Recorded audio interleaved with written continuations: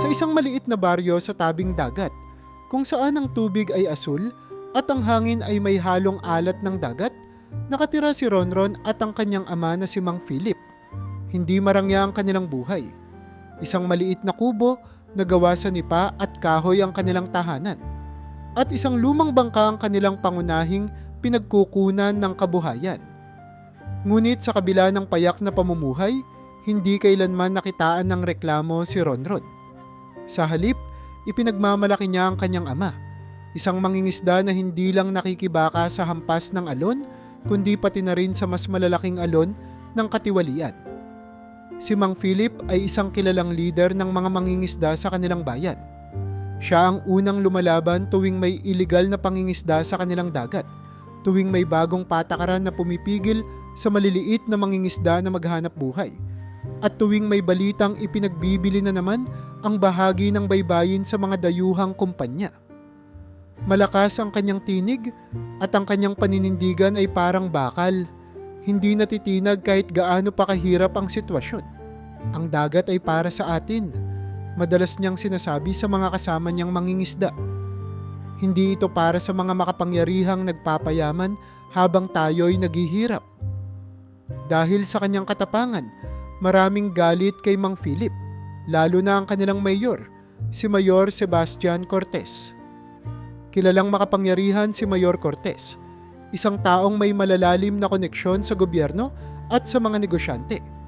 Ang totoo, may lihim siyang kasunduan sa isang malaking kumpanya ng dayuhan. Isang kumpanyang gustong gawing private fishing zone ang malaking bahagi ng baybayin. Ibig sabihin, ang mga maliliit na mangingisda, gaya ni Mang Philip, ay hindi na makapangingisda sa kanilang sariling dagat.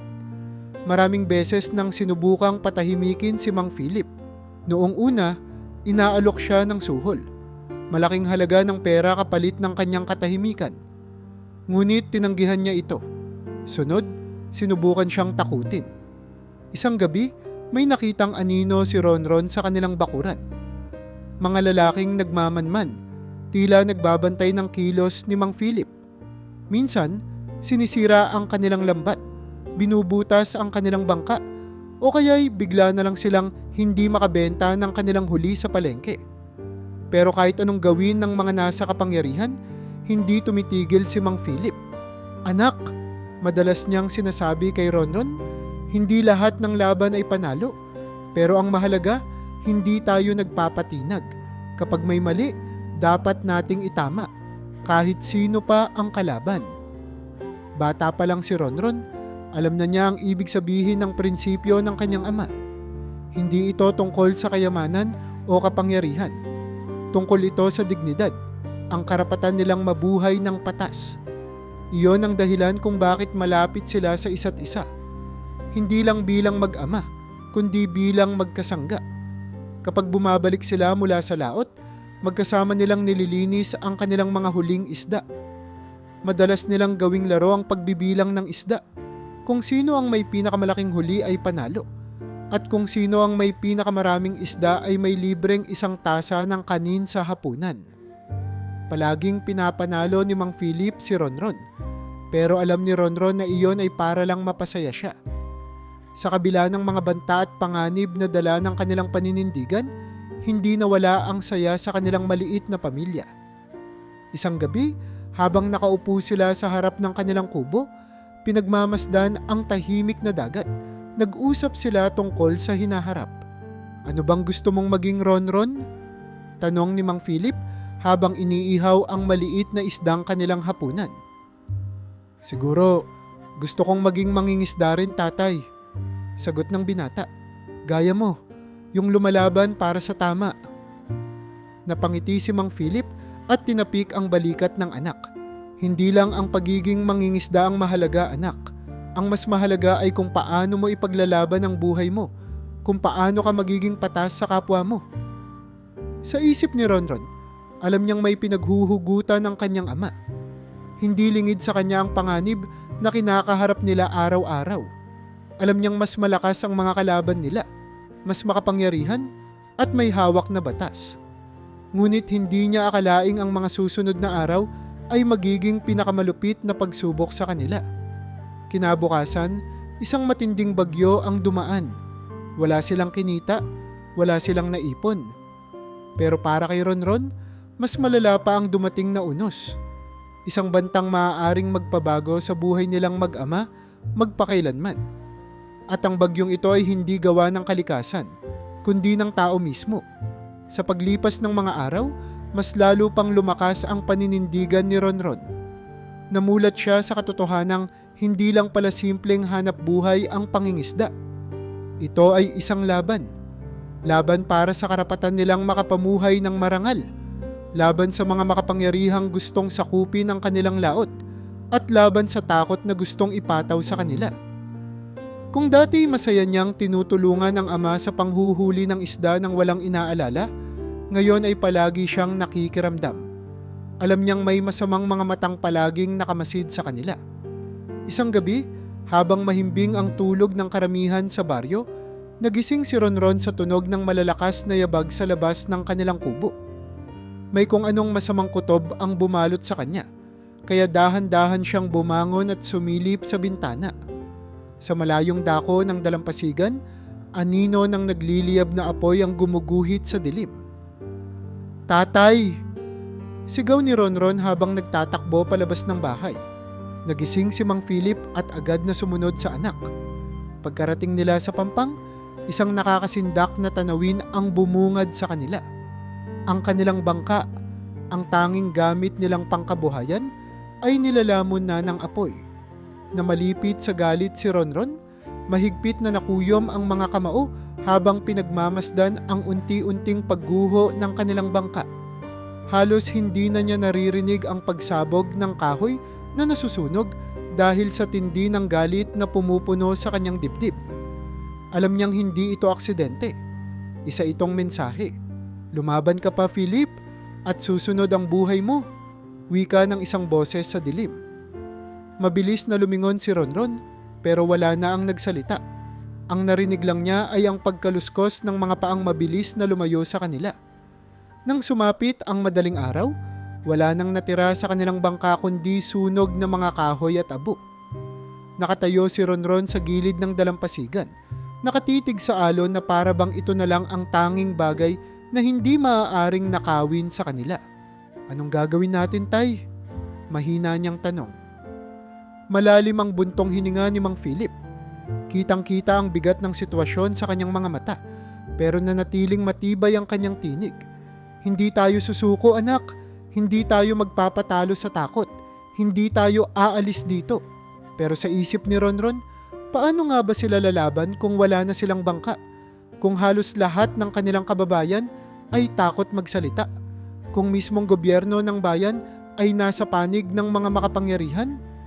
Sa murang edad, naramdaman niya ang kawalan ng hustisya, ang pagiging api ng mahihirap, at ang katotohanang sa mundong ito, hindi palaging nananaig ang tama.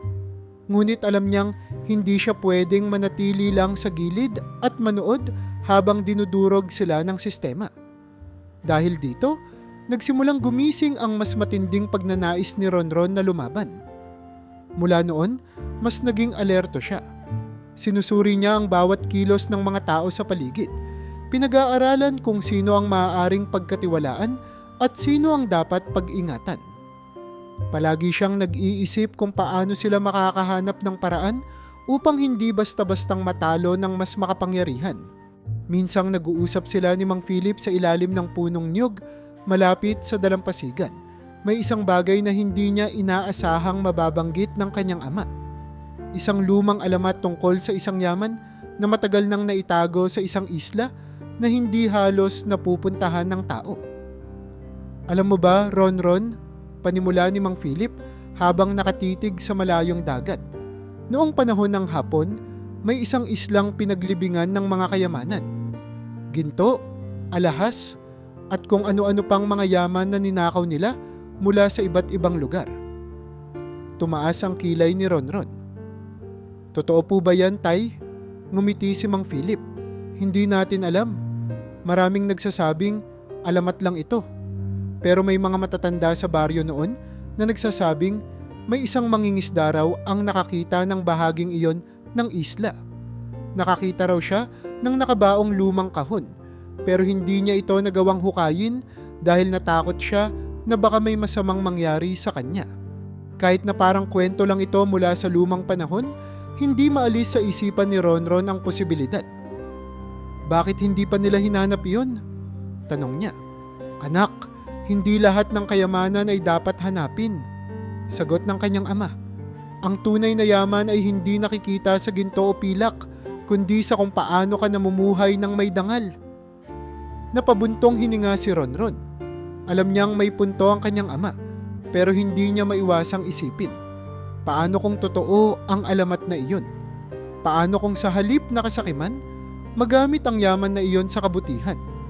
Hindi niya alam na ang alamat na ito ang magiging bahagi ng kanyang kapalaran. Hindi niya alam na sa hinaharap, siya mismo ang makakahanap ng kayamanang ito at gagamitin niya ito upang ibalik ang hustisya sa bayan. Sa ngayon, ang tanging sigurado siya ay hindi sila titigil sa paglaban. Hindi pa niya alam kung paano, pero alam niyang may paraan. Sa ilalim ng mapayapang anyo ng dagat, may lihim itong itinatago. At ang lihim na iyon ang magbibigay kay Ronron ng bagong landas patungo sa isang mas matinding laban. Muling nagtipon-tipon ang mga mangingisda sa isang malaking kubol sa tabing dagat. Isa itong madilim na gabi, ngunit ang loob ng kubol ay maliwanag dahil sa sindi ng mga ilawang degas. May namumuong tensyon sa hangin, hindi lang dahil sa mga banta na natanggap ni Mang Philip nitong mga nakaraang linggo, kundi dahil naroon mismo ang ilan sa mga tauhan ng mayor, nakatayo sa gilid, waring nagmamasid sa bawat galaw ng mga tao. Si Mang Philip ay nasa gitna, tanga ng lumang sombrero na palaging suot niya tuwing nangingisda.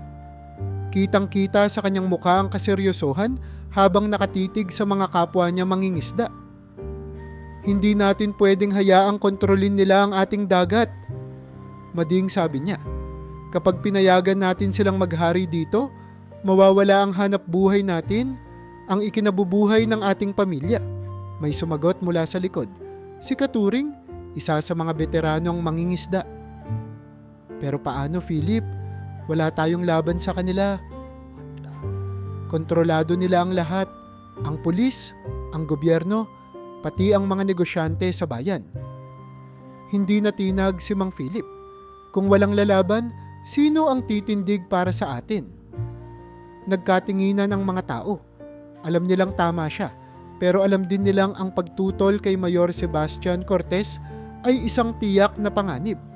Ang alkalde ng bayan ay isang makapangyarihang tao, hindi lang sa politika kundi pati sa negosyo. Ang pamilya niya ay nagmamay-ari ng ilan sa pinakamalalaking ari-arian sa bayan, kabilang na ang pantalan kung saan ibinebenta ang mga isda. Kung magalit siya, kayang-kaya niyang tanggalan ng kabuhayan ang kahit sino. Pero hindi natatakot si Mang Philip. At iyon ang dahilan kung bakit galit na galit ang mayor sa kanya. Noong sumunod na araw, sumabog ang galit ni Mayor Cortez sa kanyang opisina. Sinabi ko na sa inyong palamunin niyo, yang si Philip. Sigaw niya sa kanyang tauhan, si General Ramiro, isang dating sundalong naging kanang kamay niya sa mga ilegal niyang gawain. Pero hanggang ngayon, wala pa ring takot sa akin ang hinayupak na yon. Tumikhim si General Ramiro. Alam mo namang matigas ang ulo ni Philip, hindi siya natatakot sa pananakot. Tumagilid si Mayor Cortez sa kanyang upuan, namumula ang mukha sa galit. Kung hindi natin siya matatakot, edi alisin natin ang rason kung bakit siya lumalaban. Nagkatinginan ang mga tauhan ng mayor. Alam nila kung anong ibig sabihin nito. Hindi si Mang Philip mismo ang target, kundi ang tanging mahalagang tao sa buhay niya. Si Ronron. Madilim ang paligid noong gabing iyon. Malakas ang alon at halos walang tao sa tabing dagat maliban kay Ronron, na nakaupo sa kanilang lumang kubo pinagmamasdan ng dagat. Alam niyang may masamang balak ang kampo ng mayor, pero hindi niya inasahang siya mismo ang magiging target. Isang malakas na ingay ang narinig niya sa likod ng kubo. Mga yabag, mabilis at mabibigat.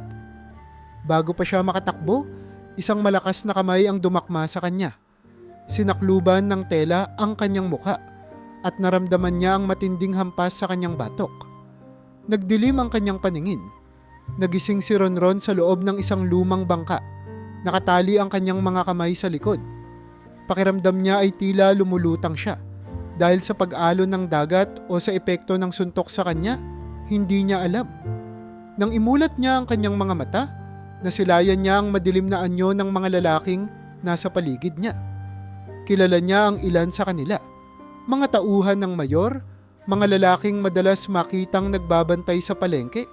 Minsan ay kasamang naninira ng mga gamit ng mga tumututol sa kanilang amo. Hindi siya nagsalita. Alam niyang wala siyang magagawa sa sitwasyong ito. Kaya minabuti niyang manatiling tahimik, pinakikiramdaman ang bawat kilos nila. Siguraduhin niyong malayo ito, sabi ng isang lalaki. Ayaw ni Mayor na may makahanap pa sa kanya. Ibig sabihin, wala silang balak na buhayin siya. Lalong bumilis ang tibok ng puso ni Ronron. Ngayon niya lang tunay na naramdaman ang panganib. Hindi ito katulad ng pananakot sa kanila noon. Hindi ito katulad ng mga sirang lambat o sinunog na bangka. Ito ay isang tiyak na kamatayan. Makalipas ang ilang oras ng paglalayag, sa wakas ay huminto ang bangka. Narinig ni Ronron ang pagbagsak ng tubig. Mga tauhan ng mayor na tumalon papunta sa isang pampang. Ilang saglit pa, naramdaman niyang siya mismo ay hinila palabas ng bangka. Itinapon sa buhanginan. Nang maramdaman niyang lumuwag ang gapos sa kanyang mga kamay, mabilis siyang nagbalikwas at tumingin sa paligid. Isang isla. Walang tao. Walang kahit anong palatandaan ng sibilisasyon. Ang tanging naroon ay mga matataas na puno at makapal na gubat. Napatingin siya sa mga lalaking nagtapon sa kanya. Isa sa kanila ang lumapit at marahas siyang itinulak pababa. Huwag ka nang umasang makakaalis ka rito, bata. Wala rito ang tatay mo para ipaglaban ka. Saka sila tumalikod. Nakita ni Ronron ang paglayo ng bangka, palakas ng palakas ang hampas ng alon sa tubig. Sa loob ng ilang segundo, naisip niyang ito na ang katapusan. Paano siya makakaligtas? Walang pagkain, walang tubig, walang kahit anong makakatulong sa kanya. Hindi siya sanay sa ganitong sitwasyon. Ngunit habang pinagmamasdan niya ang malawak na isla sa harapan niya, biglang sumagi sa isip niya ang sinabi ng kanyang ama noon. Ang alamat ng kayamanang iniwan ng mga hapon. Napahigpit ang kanyang pagkuyom ng kamao. Akala ng mayor, tapos na siya. Ngunit ang tadhana ay may ibang plano. Pagsapit ng gabi, mahina na ang katawan ni Ronron dahil sa gutom at pagod. Buong maghapon siyang naglakad, naghahanap ng kahit anong makakain o maiinom sa isla. Ang tanging dala niya ay ang suot niyang damit, isang lumang kamiseta at isang kupas na shorts. Walang sapin ang kanyang paa at ramdam niya ang init ng lupa na ngayoy unti-unting lumalamig dahil sa pagdilim ng paligid. Hindi siya makapaniwala na ganito ang sinapit niya. Dati, kahit mahirap ang buhay nila sa baryo, hindi niya naranasang matulog ng walang laman ang sikmura. Pero ngayon, nag-iisa siya sa isang isla na hindi niya alam kung may ibang tao pa. Napalunok siya at pilit na inaalis ang takot sa kanyang dibdib.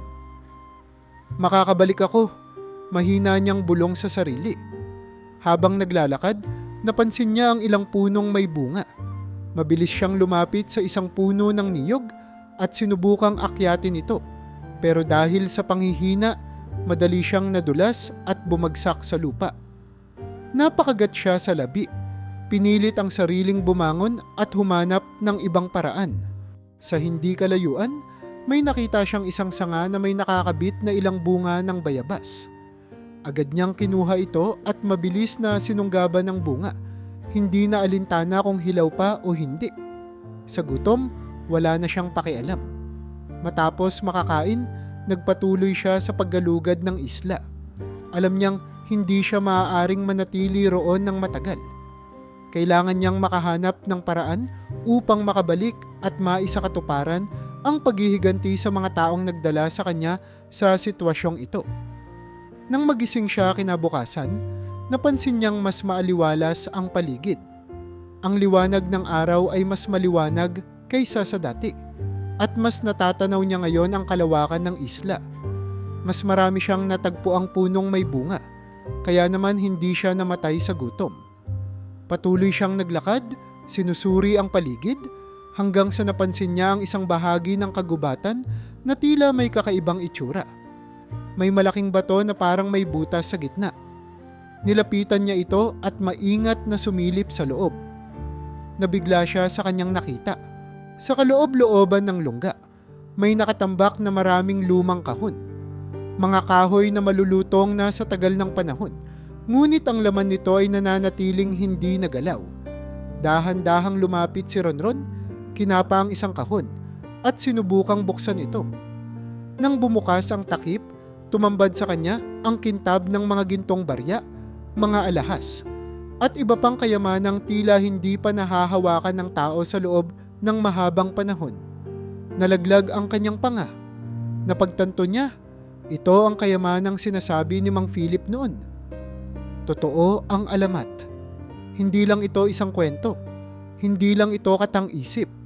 Narito mismo sa harapan niya ang yaman na matagal nang nakatago sa islang ito. Napatingin siya sa paligid. Parang may takot na baka biglang may dumating at maagaw ito sa kanya. Pero wala siyang ibang tao sa paligid. Wala siyang kahati. Ngunit imbes na lamunin ng kasakiman, isang bagay ang pumasok sa isip ni Ronron. Hindi ito isang yaman na dapat itago. Ito ay isang paraan upang siya ay makabalik. Napapikit siya saglit, inalala ang bawat pangyayari sa kanyang buhay. Ang buhay nilang mahirap, ang paninindigan ng kanyang ama, ang pagkasunog ng kanilang bangka, ang banta ng mga masasamang loob, at ang kawalang katarungan na ginawa sa kanila ng mayor. Hindi siya pwedeng manatili rito. Hindi siya pwedeng mamatay sa islang ito. Kailangan niyang makabalik at ibalik ang hustisya sa kanilang bayan. Kaya gamit ang kayamanang natagpuan niya, nagplano siya. Sinimulan niyang gumamit ng kahoy upang gumawa ng isang simpleng bangka. Inipon niya ang ilan sa mga gintong barya at inilagay sa isang sako. Sapat lang upang magamit sakaling kailanganin niya ito pagbalik sa bayan. Hindi niya pwedeng dalhin ang lahat ng yaman. Dahil kung gagawin niya iyon, tiyak na mapapansin siya at maaaring maagaw ito sa kanya. Pinaghandaan niya ang paglalakbay. Nag-ipon siya ng mga bunga at tubig mula sa batis upang magsilbing pagkain sa biyahe. Nagbuntong hininga siya habang pinagmamasdan ng dagat. Iniisip kung kaya niyang lagpasan ang malalakas na alon gamit ang simpleng bangka na ginawa niya. Pero wala siyang ibang pagpipilian. Bago siya sumakay sa bangka, humarap siya sa isla at marahang ibinulong, "Salamat sa lihim mo, hindi ko ito malilimutan." Saka siya nagsimulang magsagwan. Sa ilalim ng sikat ng araw, sa gitna ng malawak na dagat, isang binatang itinapon sa malayong isla ang naglalakbay pabalik, hindi lang upang mabuhay, kundi upang makapaghiganti sa lahat ng gumawa ng kasamaan sa kanya at sa kanyang ama. At sa kanyang puso, alam niyang ito pa lamang ang simula ng isang mas malaking laban. Nagmistulang bangkay si Ronron habang patuloy siyang nagsasagwan sa gitna ng dagat. Halos 3 araw na siyang nasa tubig, walang sapat na pagkain at tubig, ngunit hindi siya nagpatinag. Ang sikat ng araw ay tila parusa sa kanyang balat, at ang alon ay parang tinutulak siya pabalik sa isla. Pero alam niyang hindi siya maaaring sumuko. Sa 4 araw ng kanyang paglalakbay, sa malayo ay nasilayan niya ang pamilyar na tanawin ng kanilang bayan. Malakas na bumilis ang tibok ng kanyang puso. Nakabalik siya, ngunit hindi bilang isang batang inapi at itinapon, kundi bilang isang binata na handang baguhin ang kapalaran niya. Subalit alam niyang hindi siya maaaring basta na lang magpakita. Marahil, inakala na ng lahat na patay na siya. At kung nalaman ng mayor na nakabalik siya, tiyak na hindi siya palalagpasin. Kailangan niyang magtago, maghintay, at magplano. Makalipas ang ilang linggo, isang bagong pangalan ang unti-unting umingay sa kanilang bayan. Isang misteryosong negosyante mula sa Maynila ang sinasabing interesado sa pag-aari ng ilang lumang negosyo at lupa sa bayan. Walang nakakaalam kung sino siya, at ang tanging impormasyong lumabas tungkol sa kanya ay siya raw ay isang mayamang mamumuhunan na gustong mamuhunan sa kanilang lugar. Ang hindi nila alam, ang negosyanteng ito ay walang iba kundi si Ronron. Ngayon ay may alias na Rafael Montemayor. Gamit ang yaman na natagpuan niya sa isla, sinimulan niyang bilhin ang ilang negosyo na may koneksyon sa mga alipores ni Mayor Cortez. Unti-unti niyang sinira ang kanilang mga mapagkakakitaan. Pinapalitan ang mga dating katiwaliang sistema ng mas patas na kalakaran. Ang mga dati nilang galamay na ginagamit para sa pagsasamantala sa mahihirap ay isa-isang nawawalan ng kapangyarihan. Pero hindi lang pera ang sandata ni Ronron. Pinag-aralan niya rin ang galaw ng kanyang mga kaaway. Alam niyang hindi lang si Mayor Cortez ang dahilan kung bakit matagal nang naghihirap ang kanilang bayan. Marami pang mga nasa posisyon ang sangkot sa katiwalian. Napag-alaman niya na si Kapitan Berto, ang hepe ng pulisya sa bayan, ay isa sa mga tagapagtanggol ng mga iligal na operasyon ng mayor. Sa halip na hulihin ang mga nagpapalusot ng kontrabando sa pantalan, pinapayagan niya ito kapalit ng pera. Si Don Emilio, isang mayamang negosyante, ay nagmamay-ari ng mga lupaing sa pilitang kinukuha mula sa mahihirap na mangingisda. Isa siya sa mga pangunahing nagpopondo sa mga proyekto ng mayor. Mga proyektong ang tunay na layunin ay palawakin ang kontrol nila sa bayan. At higit sa lahat, may koneksyon mismo si Mayor Cortez sa isang mas mataas pang opisyal sa lalawigan. May mas malawak pang ugat ang katiwaliang bumabalot sa bayan. Mas lumalim ang galit ni Ronron, ngunit hindi siya nagpadalos-dalos. Hindi niya kailangan ng dahas. Kailangan niya ng plano. Sa loob ng ilang buwan, unti-unting nagbago ang takbo ng bayan. Ang mga dating negosyo ng mga alipores ng mayor ay bumagsak, at ang mga bagong namumuhunan ay naging bahagi ng mga hakbang ni Ronron upang baguhin ang sistema. Ang mga dating biktima ng pananamantala ay nakahanap ng bagong pag-asa, at marami ang napapaisip kung sino ang misteryosong Rafael Montemayor na tila isang aninong kumakalaban sa mga makapangyarihan. Si Mayor Cortez ay nagsimulang makaramdam ng kaba. Ilang beses siyang nagpadala ng espiya upang alamin kung sino ang taong ito, ngunit walang makapagsabi kung saan ito nagmula. Lahat ng impormasyon ay tila kalkulado, maingat na inihanda upang walang sino mang makaalam ng kanyang tunay na pagkatao. Pero si Ronron ay hindi pa tapos. Ang lahat ng ito ay unang hakbang pa lamang. Hindi sapat ang pagbagsak ng negosyo ng mga tiwaling opisyal. Hindi sapat na pabagsakin lang ang mga alipores ng mayor. Kailangan niyang wasakin mismo si Mayor Cortez. At ngayon, ang unang yugto ng kanyang tunay na paghihiganti ay magsisimula na.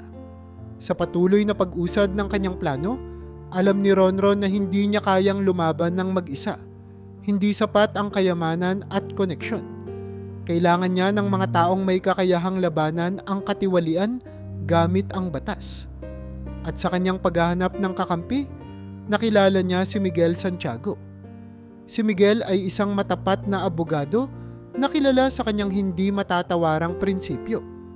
Bata pa lamang siya, nasaksihan na niya kung paano nilamon ng sistema ang kanyang amang hukom, na pinaslang matapos tumangging pumanig sa isang makapangyarihang politiko. Simula noon, isinumpa niyang ipaglalaban niya ang hustisya, anuman ang mangyari. Nang unang magtagpo sina Ronron at Miguel, halata ang pag-aalinlangan ng huli. Marami nang lumapit sa akin noon, nagsasabing gusto nilang ibagsak ang katiwalian sa bayan. Pero sa huli, sila mismo ang naging bahagi nito. Malamig na sabi ni Miguel habang nakaupo sa isang maliit na opisina sa Maynila. Ngumiti lang si Ronron. Hindi ako isa sa kanila. At paano ako makasisigurado? Hindi mo ako kailangang paniwalaan ngayon. Sagot ni Ronron, inilagay ang isang sobre sa mesa ni Miguel. Pero ito ang unang hakbang. Basahin mo at ikaw na ang humusga kung dapat mo akong tulungan o hindi. Nang buksan ni Miguel ang sobre, bumungad sa kanya ang mga papeles ng ilang malalaking transaksyon ni Mayor Cortez.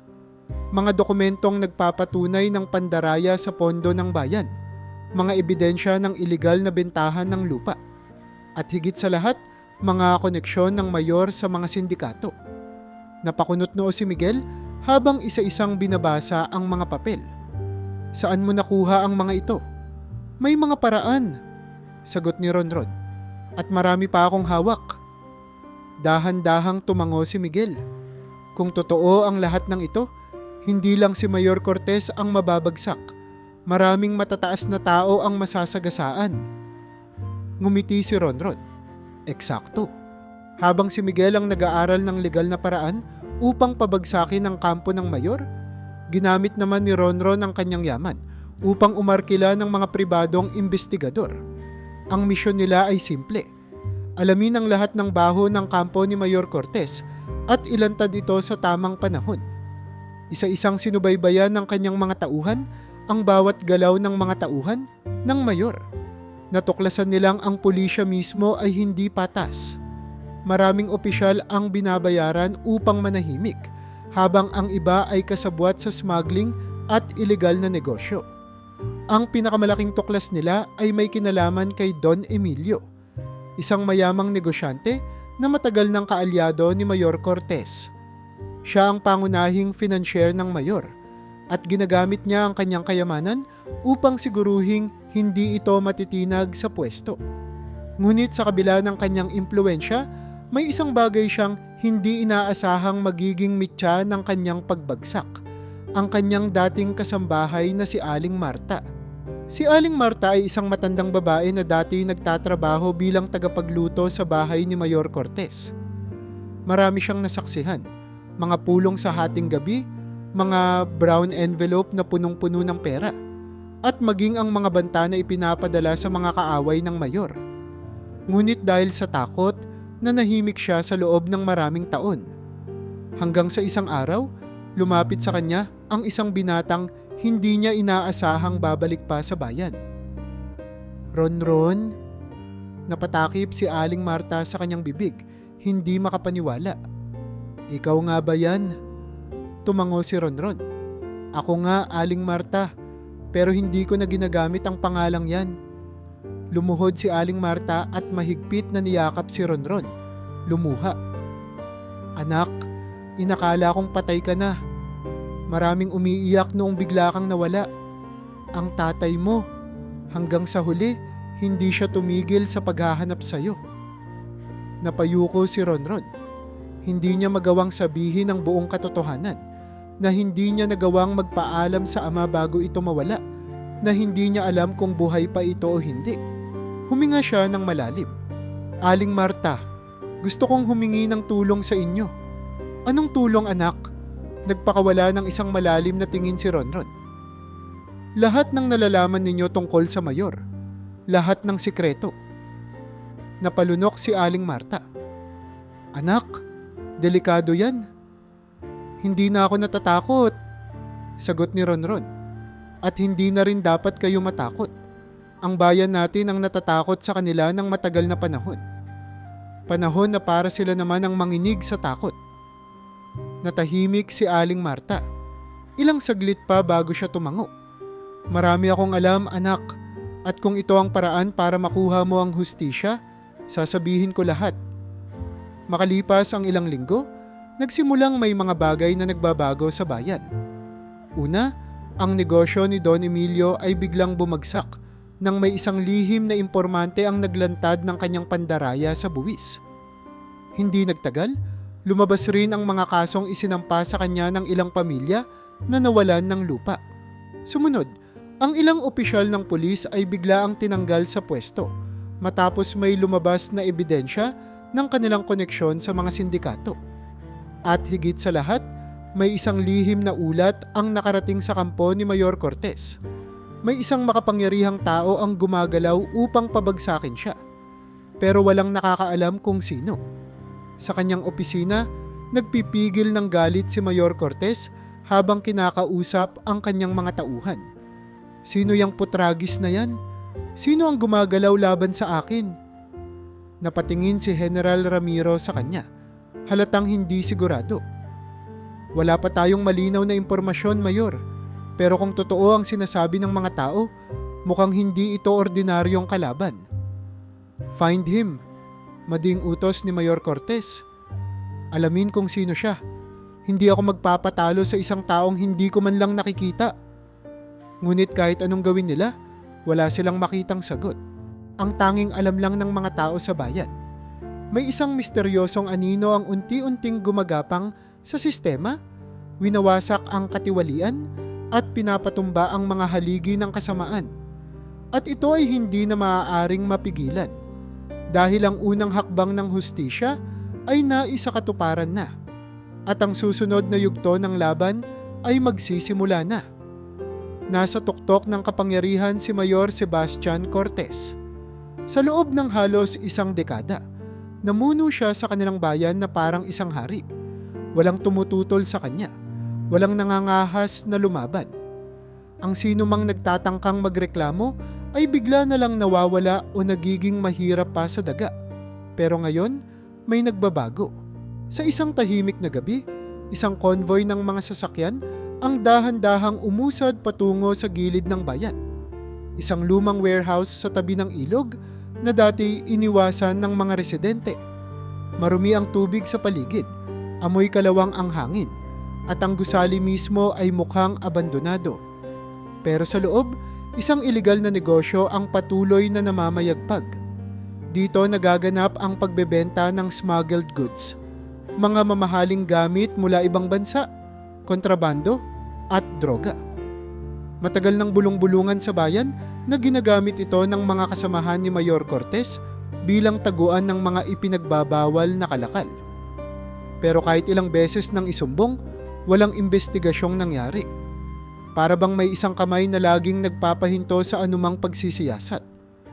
Pero ngayong gabi, hindi na ito matatakasan pa. Biglang bumukas ang mga ilaw ng mga sasakyan at nagsilabasan ang mga tauhan ng National Bureau of Investigation, NBI, at Anti-Smuggling Task Force. Mga kamay sa taas. Ito ay isang opisyal na raid. Sigaw ng isang opisyal habang ang mga armadong operatiba ay mabilis na sumugod sa loob. Nagkagulo ang mga trabahador sa warehouse. May ilan na sinubukang tumakbo palabas, ngunit hinarang sila ng mga pulis. May ilang nagmatigas at nagtangkang lumaban, ngunit agad silang dinisarmahan at pinadapa sa sahig. At sa gitna ng kaguluhan, isang matabang lalaking nakasuot ng mamahaling barong ang napalibutan ng mga pulis. Sandali! Wala akong alam dito. Anya, nanginginig ang boses. Ngunit hindi siya pinakinggan. Ang lalaking ito ay walang iba kundi si Armando Arman Salazar, ang isa sa mga pinakapinagkakatiwalaang tauhan ni Mayor Cortez. Siya ang nag-aasikaso ng mga iligal na negosyo ng alkalde, mula sa smuggling, droga, hanggang sa pamimeke ng mga dokumento. Siya ang taong inutusan ni Mayor Cortez upang siguraduhing patuloy na lalago ang kanilang yaman nang walang sagabal.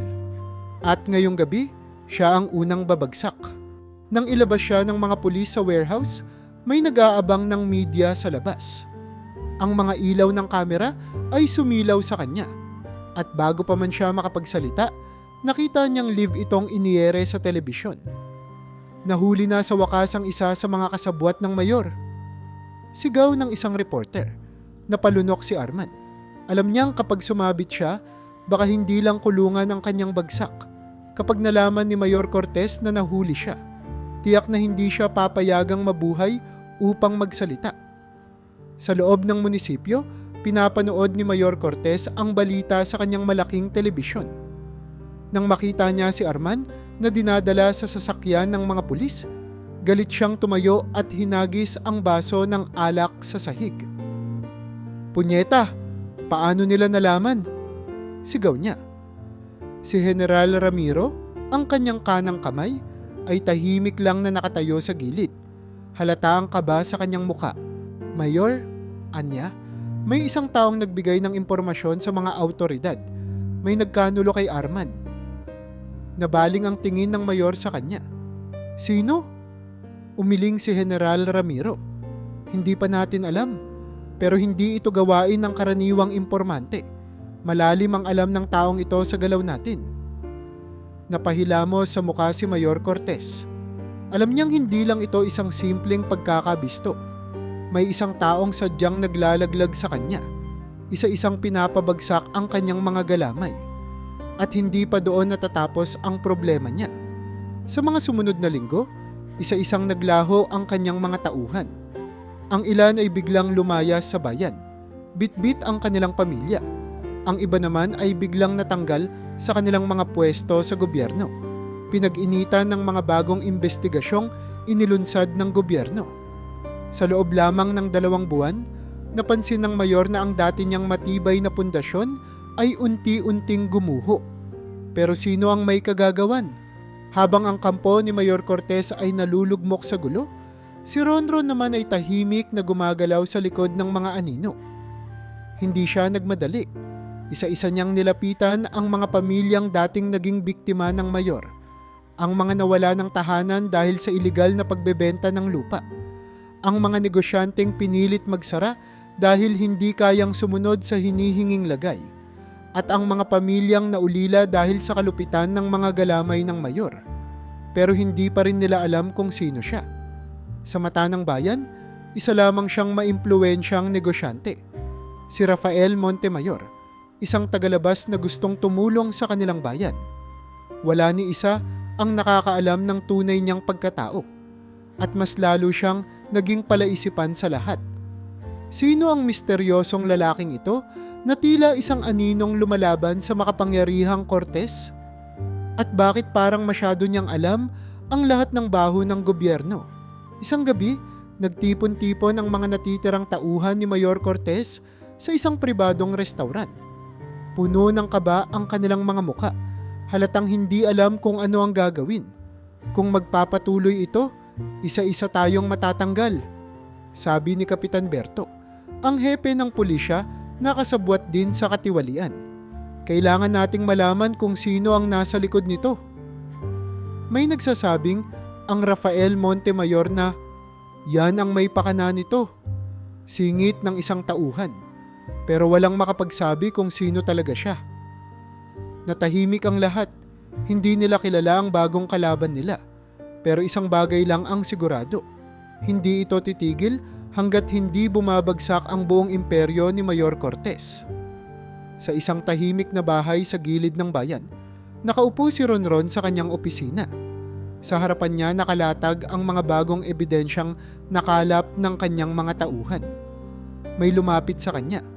Si Miguel, ang abogadong tumutulong sa kanya. Tuloy-tuloy na ang pagbagsak ng mga tao ng mayor, sabi nito. Pero hindi natin siya basta matitinag. Siya ang pinakamakapangyarihang tao sa bayan.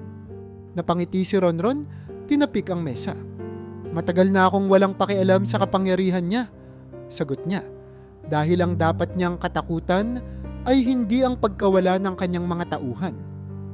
Napatigil si Miguel. Kundi ano?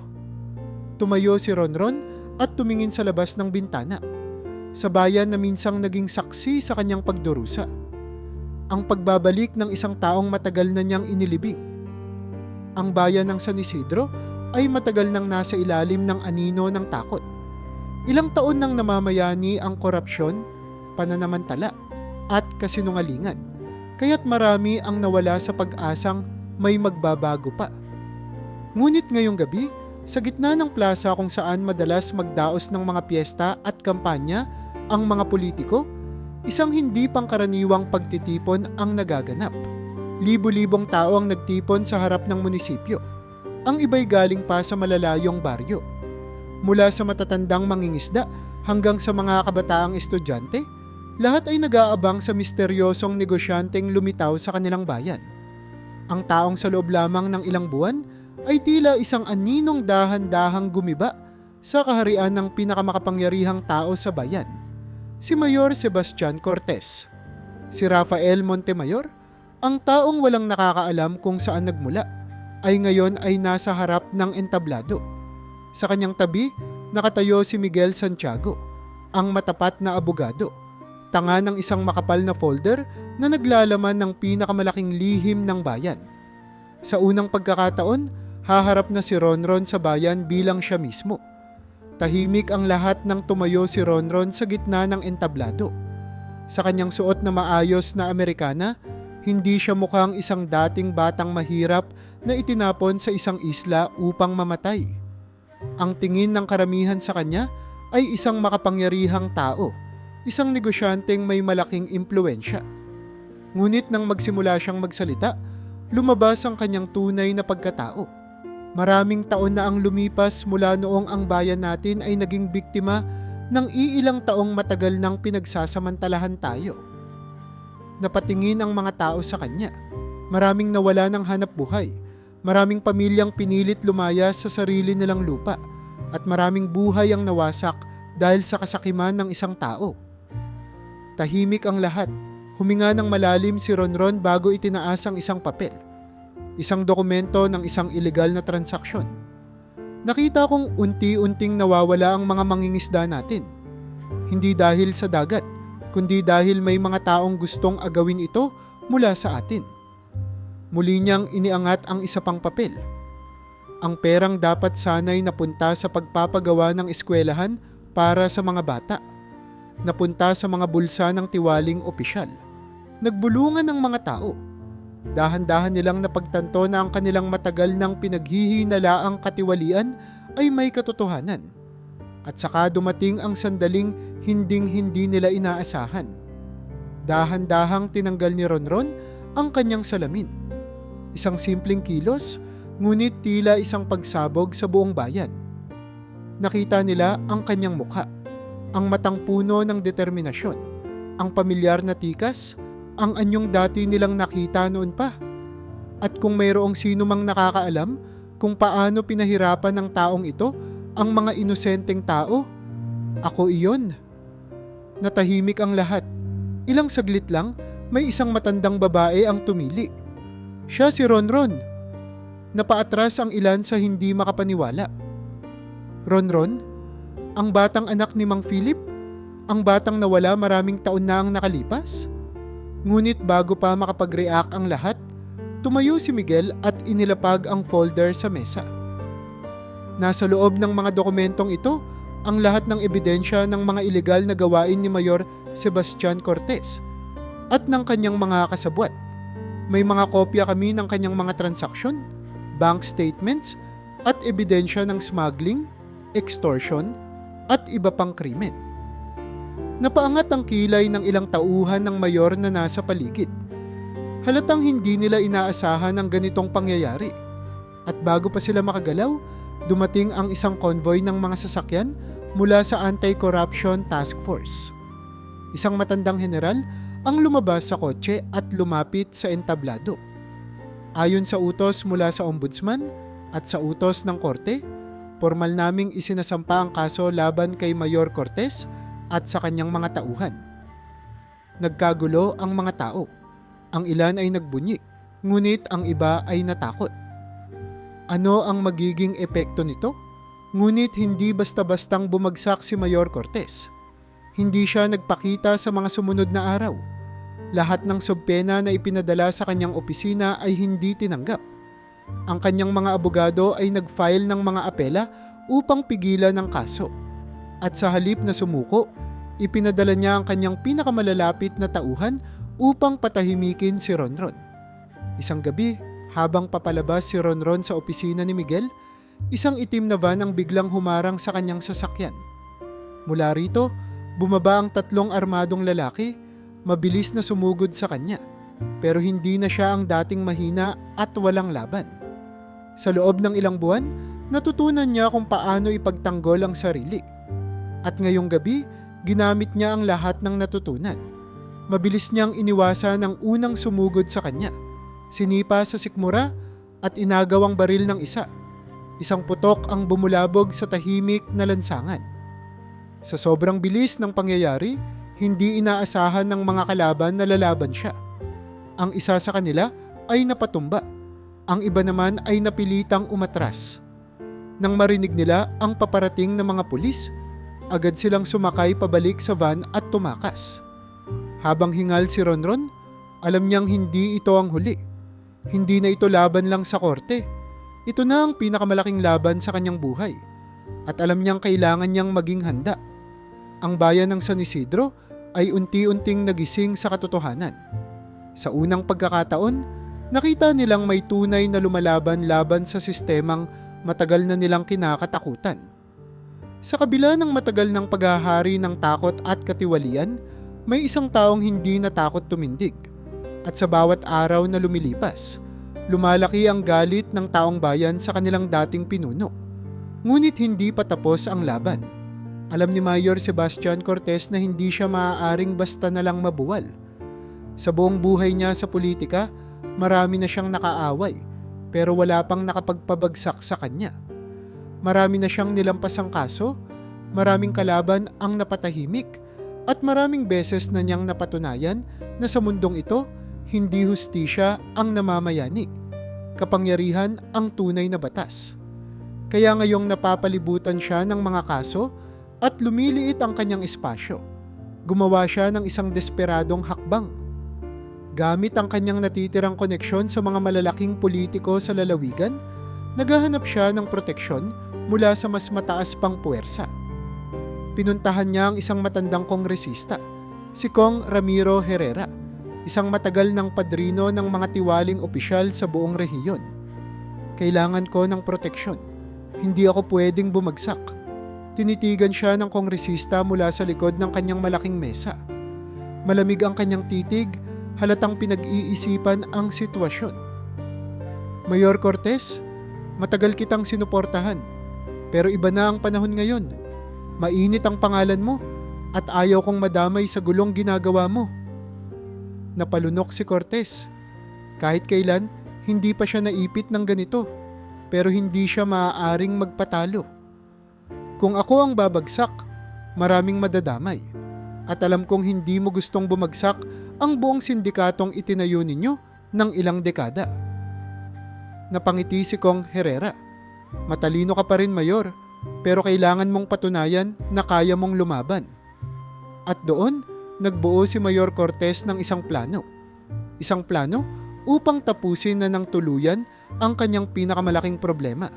Sa loob ng kampo ni Ronron, naging mas mapanganib ang sitwasyon. Kahit na marami na silang ebidensya laban kay Mayor Cortez, hindi nila ito basta-basta mapapabagsak. Marami pa rin siyang natitirang tauhan at marami pa rin ang takot sa kanya. At ang mas masaklap, may isang traidor sa loob mismo ng kanilang hanay. Si Gregory, isang dating pulis na sumali sa grupo ni Ronron, ay matagal nang may lihim na komunikasyon kay Mayor Cortez. Hindi niya inakalang ang maliit niyang desisyon na kumampi sa mayor ay magiging dahilan ng pagbagsak ni Ronron.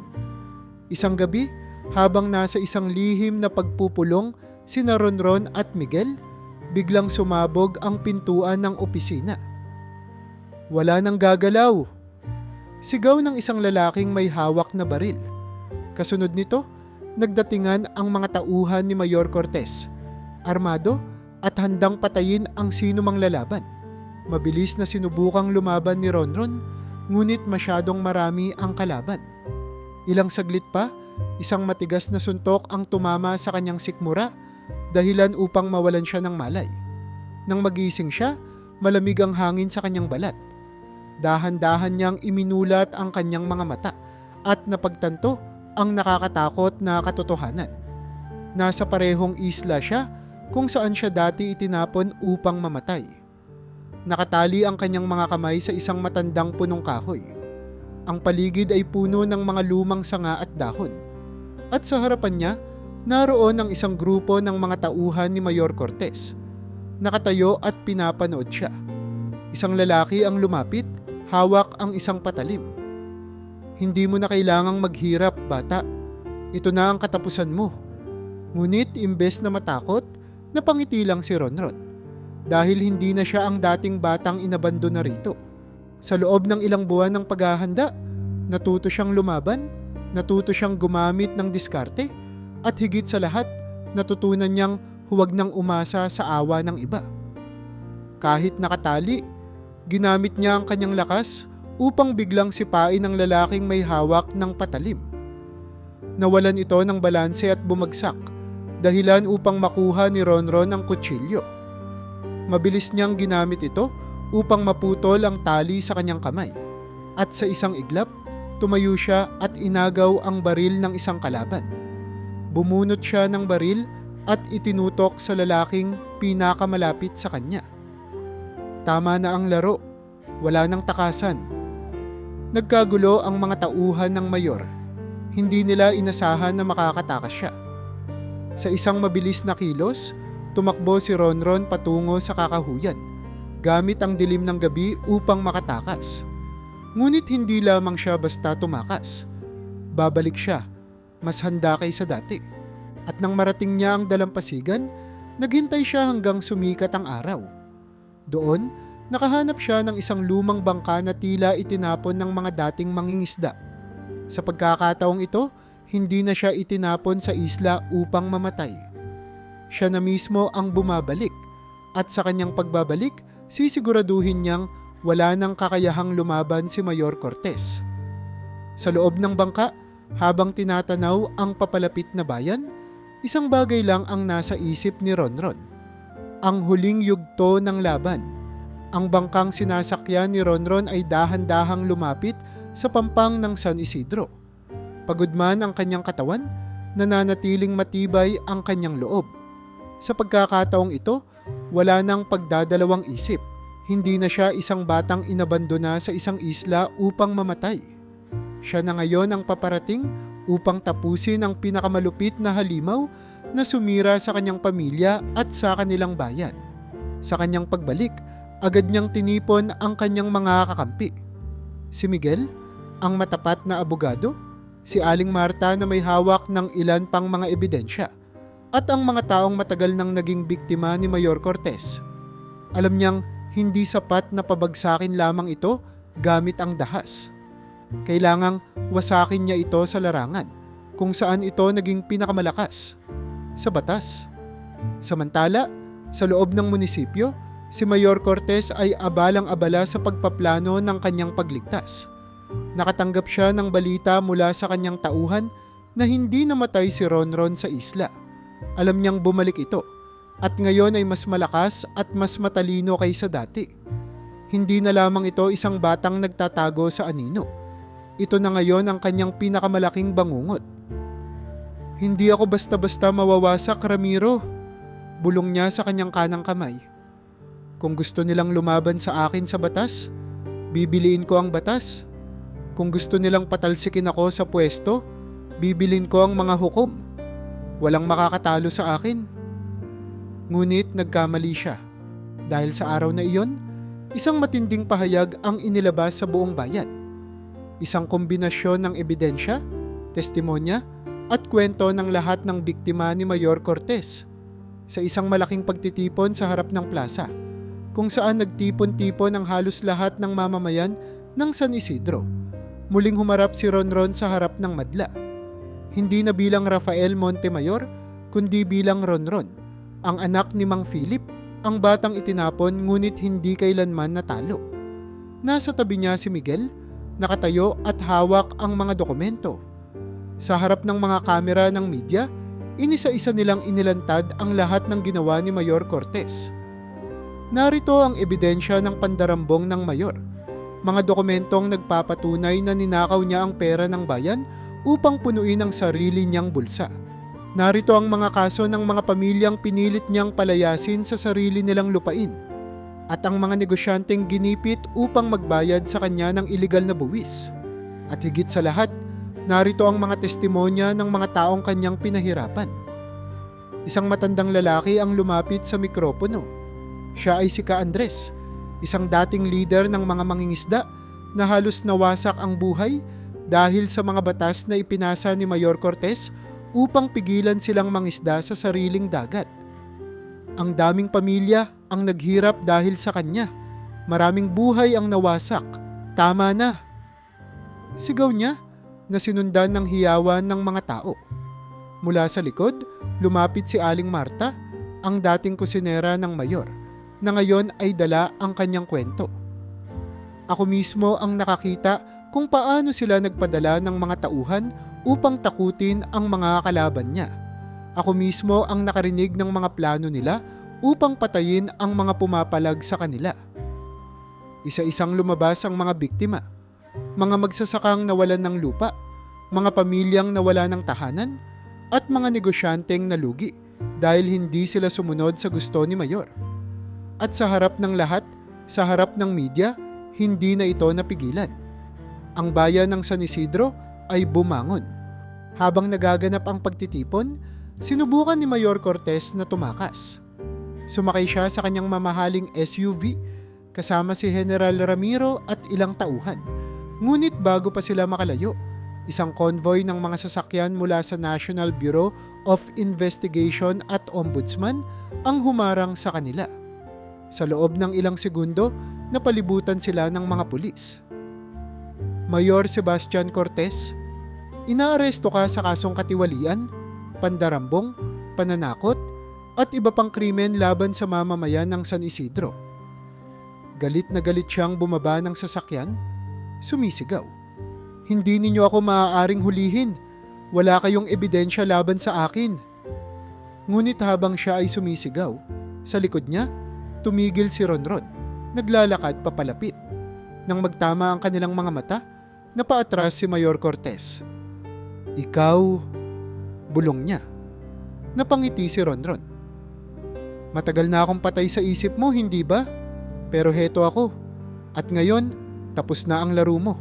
Naging isang malawakang kampanya laban sa katiwalian ang naganap sa San Isidro. Hindi lang si Mayor Cortez ang nadakip, pati ang kanyang mga dating tauhan sa pulisya, mga tiwaling negosyante, at mga koneksyon niya sa lalawigan ay nagkaroon ng investigasyon. Nagkaroon ng isang makasaysayang paglilitis kung saan ipinakita ang lahat ng ebidensya laban sa kanya. At sa wakas, ang isang dating makapangyarihang tao, ang halimaw na sumira sa napakaraming buhay, ay isinailalim sa batas na matagal na niyang inaabuso. Habang pinapanood ni Ronron ang mga balita sa telebisyon, hindi niya maiwasang isipin ang lahat ng pinagdaanan niya. Mula sa batang itinapon sa isla, hanggang sa lalaking bumalik upang baguhin ang sistema. Tapos na ang laban, Ronron, sabi ni Miguel, nakangiti. Ngumiti rin siya, pero alam niyang hindi ito ang wakas. Dahil ang tunay na laban ay hindi lang tungkol sa paghihiganti. Ang tunay na laban ay tungkol sa pagbabagong kailangang mangyari. At iyon ang kanyang bagong misyon. Makalipas ang ilang buwan matapos ang pagbagsak ni Mayor Sebastian Cortez, muling sumikat ang araw sa bayan ng San Isidro.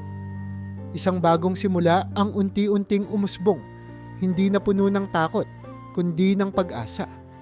Ang mga dating nanginginig sa kapangyarihan ng iilang makapangyarihan, ngayon ay malayang nakakalakad sa kalsada. Ang mga negosyong sinarado noon dahil hindi pumayag sa panggigipit ay unti-unting bumalik sa operasyon. Sa unang pagkakataon, muli nilang naramdaman ang tunay na kalayaan. Ngunit para kay Ronron, hindi pa tapos ang laban. Nakaupo siya sa isang maliit na tanggapan sa bayan, nakadungaw sa bintana habang pinagmamasdan ang bagong San Isidro. Sa kabila ng tagumpay niyang pabagsakin, si Mayor Cortez at ang kanyang mga alipores, alam niyang hindi lang isang tao ang ugat ng katiwalian. Napapikit siya saglit. Hindi na ito tungkol sa personal na paghihiganti. Ito ay laban para sa isang mas malaking pagbabago. Totoo ba, Ronron? Tatakbo ka para sa posisyon? Tanong ni Miguel habang nagkakape silang dalawa. Tahimik lang si Ronron, nakatitig sa kanyang tasa. Alam niyang ang desisyong ito ay isang bagay na hindi niya maaaring baliwalain. Marami pa rin ang gustong kontrolin ng bayan natin. Hindi pa tapos ang laban. Kung aalis lang tayo matapos ang lahat ng ito, babalik lang sila. Kailangan natin ng tunay na pagbabago. Napangiti si Miguel. At paano mo babaguhin ang isang sistema na matagal nang pinamumugaran ng katiwalian? Itinaas ni Ronron ang tingin. Puno ng determinasyon ang kanyang mata. Sa pamamagitan ng pagiging bahagi nito, ngunit hindi bilang isa sa kanila. Sa unang pagkakataon, nagpahayag siya ng kanyang layunin. Hindi lang tapusin ang natitirang katiwalian sa San Isidro, kundi baguhin ang mismong gobyerno upang tunay na maglingkod sa tao. Sa unang linggo ng kanyang pag-anunsyo, natatakbo siya bilang bagong pinuno ng bayan, naging mabilis ang reaksyon ng publiko. Ang mga taong minsan nang nawalan ng pag-asa ay biglang nagkaroon ng bagong paniniwala. Ang batang minsang itinapon sa isla upang mamatay ay ngayon naghahangad ng mas malaking laban. Isang laban para sa bayan. Dumagsa ang suporta. Ang mga mangingisda na dating pinagbawalan sa kanilang sariling dagat ay tumindig para sa kanya. Ang mga negosyante na dati pinahirapan ng mayor ay nagbigay ng donasyon upang masuportahan ang kanyang kampanya. Maging ang kabataan na minsang pinaniniwalaang walang saysay ang politika ay nagkaroon ng bagong inspirasyon. Ngunit kasabay ng kanyang pag-angat, dumagsa rin ang kanyang mga kaaway. Hindi natin siya maaaring hayaang manalo. Galit na sigaw ng isang matandang lalaki sa isang pribadong pulong sa loob ng isang marangyang bahay sa Maynila. Ito ay si Senador Rodrigo Salazar, isang makapangyarihang politiko na matagal nang may kontrol sa maraming bayan sa buong lalawigan, kasama na ang San Isidro. Siya ang nagpabagsak kay Cortez. Kung hahayaan natin siyang lumakas, sisirain niya ang lahat ng itinayo natin. Kasama niya ang ilang negosyante, politiko, at mga dating kasabwat ng lumang sistema. Alam nilang ang isang tulad ni Ronron na may malinis na pangalan at tunay na adhikain ay isang banta sa kanilang imperyo. Ano ang gagawin natin, Senador? Tanong ng isang negosyante. Sisiguraduhin nating hindi siya mananalo. Habang abala si Ronron sa kanyang pangangampanya, unti-unting lumitaw ang mga hadlang. Una, ang mga pekeng balita na ikinakalat laban sa kanya. Mga paratang na siya raw ay hindi tunay na nagmamalasakit sa bayan, na ang kanyang yaman ay mula sa ilegal na transaksyon, at na ginagamit lang niya ang kanyang kwento upang makuha ang kapangyarihan. Pangalawa, ang mga biglaang imbestigasyon laban sa kanya. Mga pekeng kaso na isinampa ng mga dating kaalyado ng mayor upang sirain ang kanyang kredibilidad. At pangatlo, ang mga banta sa kanyang buhay. Isang gabi, habang pauwi mula sa isang meeting, isang motorsiklo ang biglang humarang sa sasakyan ni Ronron. Sa isang iglap, may putok ng baril na umalingaw-ngaw. Buti na lang, mabilis ang reaksyon ng kanyang driver at nailiko ang sasakyan bago siya tamaan. Dito niya napagtanto, hindi lang ito isang laban ng prinsipyo. Ito ay isang digmaang hindi niya maaaring talikuran. Ngunit kahit sa harap ng mga banta at pagsubok, hindi siya natinag. Isang linggo bago ang eleksyon, muling nagtipon ang bayan sa plaza. Muli siyang humarap sa kanila, hindi bilang isang politiko, kundi bilang isang anak ng San Isidro na nais lamang makakita ng tunay na pagbabago. Alam kong marami sa inyo ang takot. Alam kong marami pa rin ang hindi naniniwala na may pag-asa pang baguhin ang bayan natin. Napatingin siya sa lahat ng naroon, mga taong minsang nagdusa, ngunit ngayon ay handang lumaban. Pero hindi ba tayo napagod sa takot? Hindi ba tayo nagsawa sa kasinungalingan? Nagkaroon ng katahimikan. Hindi ko ipinapangakong kaya kong baguhin ang lahat sa isang araw. Pero ipinapangako ko ito. Hindi ko ipagpapalit ang prinsipyo ko para sa kapangyarihan. At hindi ako titigil hanggat hindi natin naabot ang tunay na hustisya. Isang malakas na palakpakan ang pumuno sa plaza. Ang laban ni Ronron ay hindi lang laban ng isang tao. Ito ay laban ng buong bayan. At kahit gaano pa kahirap ang landas na kanyang tatahakin, alam niyang hindi siya nag-iisa. Sa pagkakataong ito, hindi lang siya nakikipaglaban. Siya na mismo ang pagbabago. Ang araw ng eleksyon ay isang makasaysayang araw para sa bayan ng San Isidro. Sa unang pagkakataon, may isang kandidato na tunay na ipinaglaban ng bayan. Hindi isang tradisyonal na politiko, hindi isang kaalyado ng lumang sistema, kundi isang taong nagmula sa kanila mismo. At sa araw ding iyon, pinatunayan ng bayan na kaya nilang pumili ng pagbabago. Sa opisyal na resulta, malaking tagumpay ang nakuha ni Ronron Montemayor. Sa kabila ng lahat ng paninira, pananakot at pagsubok, Siya ang piniling bagong pinuno ng bayan. Ang kanyang panunumpa ay simple, ngunit makapangyarihan. Ang bayan ay hindi pag-aari ng iilan. Ang gobyerno ay dapat magsilbi sa tao, hindi sa sarili nitong interes. At mula sa araw na ito, sisiguraduhin kong ang San Isidro ay hindi na muling magiging alipin ng katiwalian. Ngunit ang tagumpay ay hindi nangangahulugan ng katapusan ng laban. Dahil hindi pa man siya nauupo sa kanyang bagong pwesto, isang mas malaking halimaw ang unti-unting lumabas mula sa dilim. Habang si Ronron ay abala sa pagbuo ng kanyang bagong administrasyon, isang lihim na pulong ang naganap sa isang maluhong hotel sa Maynila. Sa loob ng isang pribadong silid, nakaupo ang ilan sa pinakamakapangyarihang tao sa lalawigan. Mga negosyante, dating kaalyado ni Mayor Cortez, at mga politiko na ayaw sa pagbabago. Sa harap nila, nakaupo ang isang matandang lalaki, nakangiti habang humihigop ng mamahaling alak, si Senador Rodrigo Salazar. Ang batang yan ay masyadong maingay, sabi niya habang tinutulasan ang baso sa mesa. Kailangan nating ituro sa kanya ang tunay na galaw ng mundo.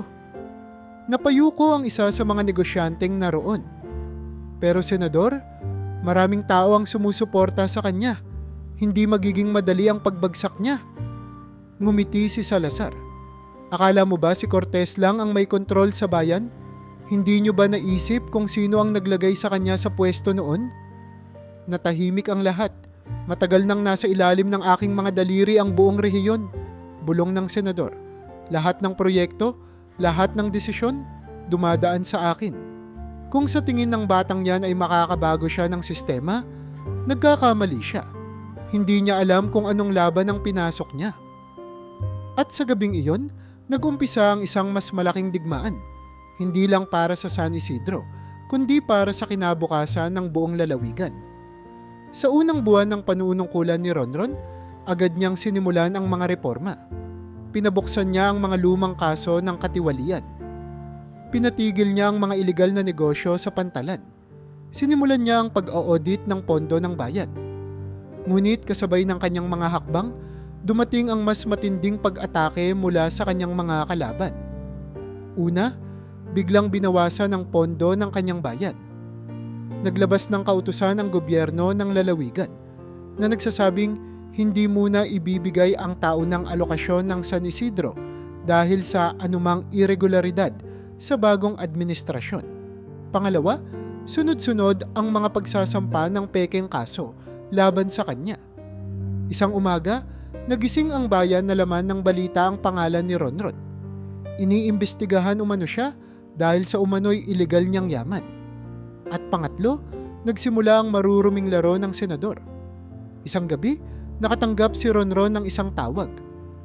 Alam kong magaling kang lumaban, bata. Wika ng isang pamilyar na tinig. Pero hanggang saan ang kaya mo? Napatingin si Ronron sa kanyang bintana, ang tanawin ng bayan na minsan ang pinahirapan ng sistema. Hindi mo ako kayang takutin, senador, sagot niya.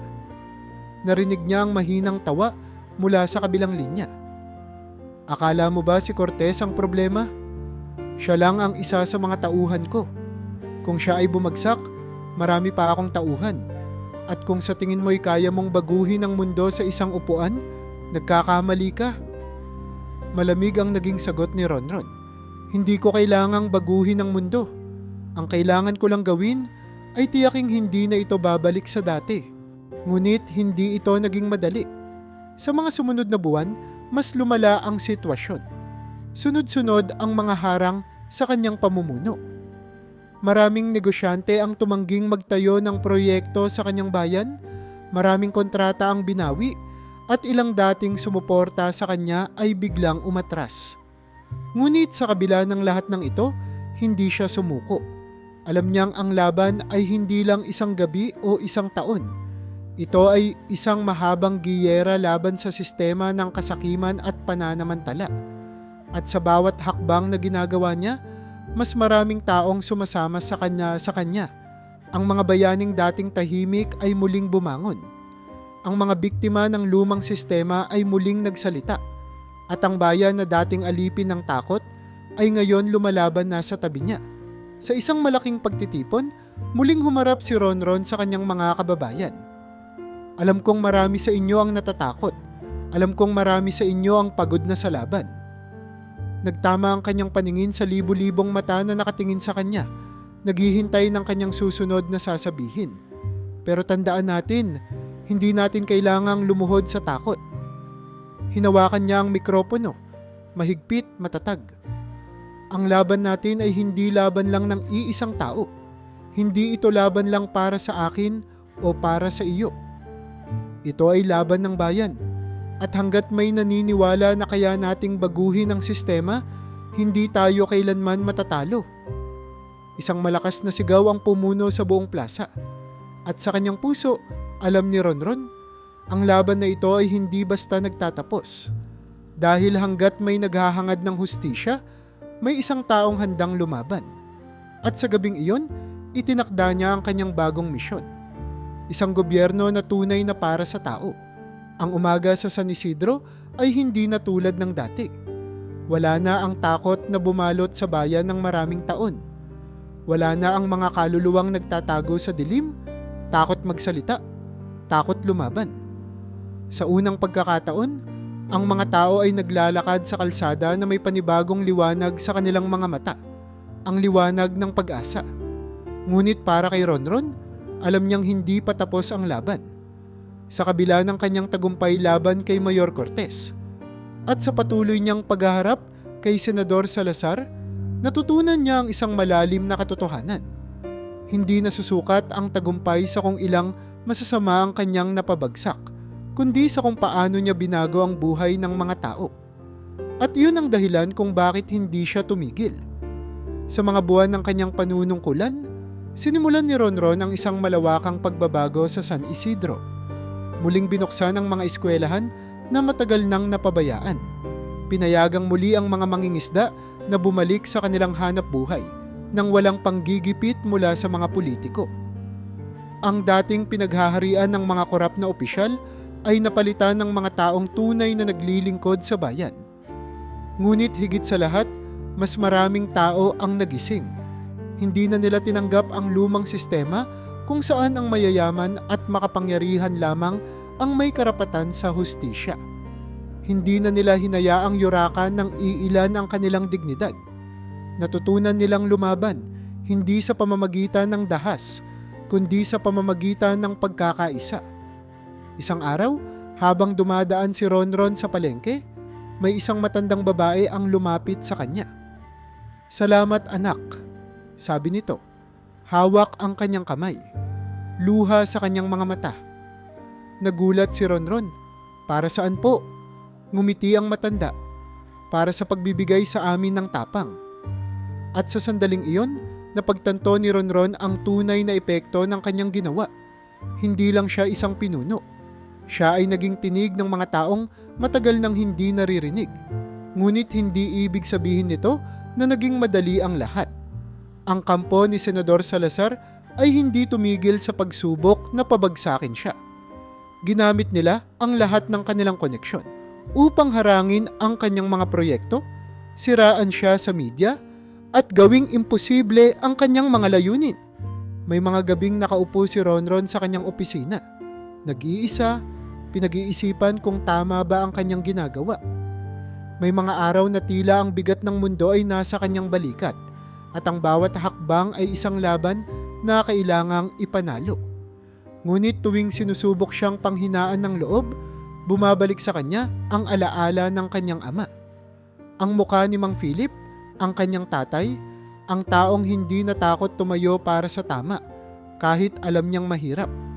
At doon niya naaalala kung bakit siya lumalaban. Hindi lang ito tungkol sa kanya. Hindi lang ito tungkol sa paghihiganti. Ito ay tungkol sa bayan. Makalipas ang ilang buwan, isang panibagong pagsubok ang dumating. Isang bagong halalan sa mas mataas na posisyon. Dito lumabas ang isang nakakagulat na hakbang. Si Senador Salazar mismo ang nagdeklara ng kanyang kandidatura sa pagkapangulo. Ang kanyang layunin? Mas palakasin pa ang kontrol ng mga may kapangyarihan at sirain ang lahat ng nagtatangkang lumaban.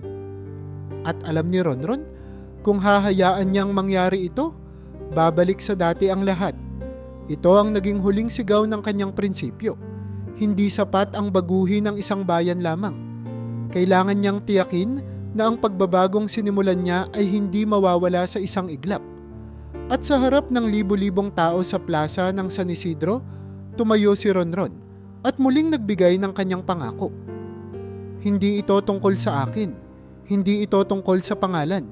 Ito ay tungkol sa atin, sa bayan na matagal nang ninakawan ng pagkakataon, ng pangarap, ng kinabukasan. Ang laban na ito ay hindi laban ko lamang. Ito ay laban ng bawat Pilipinong nais ng totoong pagbabago.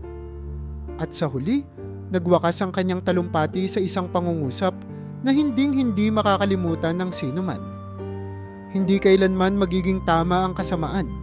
At sa huli, ang hustisya ang laging mananaig. Habang nakatayo si Ronron sa tabi ng dagat isang gabi, muli niyang naramdaman ang malamig na simoy ng hangin. Ang parehong hangin na humaplos sa kanya noong bata pa siya, noong kasama pa niya si Mang Philip sa bangka. Nangangarap lamang ng simpleng buhay. Marami na siyang pinagdaanan. Maraming sugat ang iniwan ng kanyang laban. Ngunit sa kabila ng lahat, hindi siya kailanman nakalimot kung sino siya. Siya pa rin ang anak ng isang matapat na mangingisda. At sa huli, siya rin ang naging tinig ng bayan. Dahil kung may isang bagay siyang natutunan sa lahat ng laban na pinagdaanan niya, ang katotohanan ay hindi maaaring itago magpakailanman. At hanggat may isang taong handang lumaban, ang liwanag ng hustisya ay hindi kailanman mamamatay.